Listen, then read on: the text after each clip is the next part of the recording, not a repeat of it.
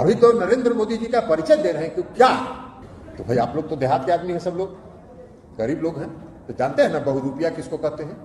बहुरूपिया देखला है ना गांव में क्या होता है, 12 दिन में 12 रूप धरता है, वही है। भारतीय जनता पार्टी आरक्षण विरोधी है। 2015 का विधानसभा का चुनाव याद करिए।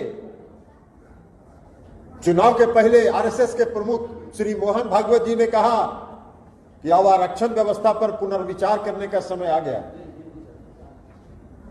ये उनकी सोच है, भारतीय जनता पार्टी की यही सोच है। भारतीय जनता पार्टी का जो चरित्र है वो चरित्र बहुत गड़बड़ है। हाथी का दो दांत होता है, वो खाने वाला है, वो दिखाने वाला। उसका एगो दिखाने वाला था। अब बताइए ना, 2014 के चुनाव में इस देश के आदरणीय प्रधानमंत्री नरेंद्र मोदी जी पूरा देश भर में घूम के कहे कि हम अति पिछड़ा है, हम अति पिछड़ा है। अरे गुजरात में अति पिछड़ा है? गुजरात में अति पिछड़ा नहीं है। गुजरात में पिछड़ा वर्ग है। ये उस पिछड़ा वर्ग में भी नहीं थे। जब ये मुख्यमंत्री बने गुजरात के, तब इन्होंने अपने समाज को पिछड़ा वर्ग में शामिल कर लिया। तो डुप्लीकेट है, ओरिजिनल कहां से है? लेकिन आप कहते हैं वोट के लिए कुछ भी करते हैं। अब आजकल देखते नहीं है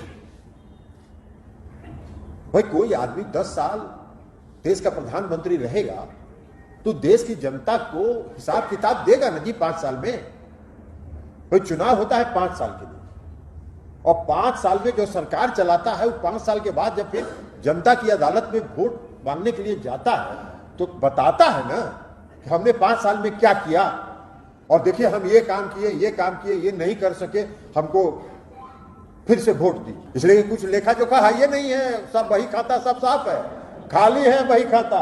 तो क्या बोलेंगे? तो कभी कहेंगे चिता लाए, कभी कहेंगे राम मंदिर बनवाएंगे। टीवी अगर खोलिएगा तो सुबह में कहां शिवलिंग निकल गया, कहां विष्णु भगवान का मंदिर निकल गया, कहां कुछ निकल गया। एक एक दरवाजे तक हम लोग पहुंचे और बताएं कि ये चाय बेचने वाला ढोंगी है, कि चाय नहीं बेचता है, चाय बनाने तो आता ही नहीं, तो चाय बेचेगा कहां से? चाय बनाने आता है हमको? तो इसलिए ये ढोंगी को अब एक्सपोज करने की जरूरत है। नरेंद्र मोदी जी कभी जनता के बीच जाके कहे हो तो हमने कौन कौन काम किया है? नहीं, कोई काम का चर्चा नहीं होगा। देश में महंगाई बढ़ रही है, देश में बेरोजगारी बढ़ रही है, जो रोजगार है उसको भी खत्म किया जा रहा है। नरेंद्र मोदी जी के 10 साल के शासनकाल में जितना रोजगार इस देश से खत्म किया गया है, उतना आजादी के बाद से आज तक नहीं खत्म किया गया।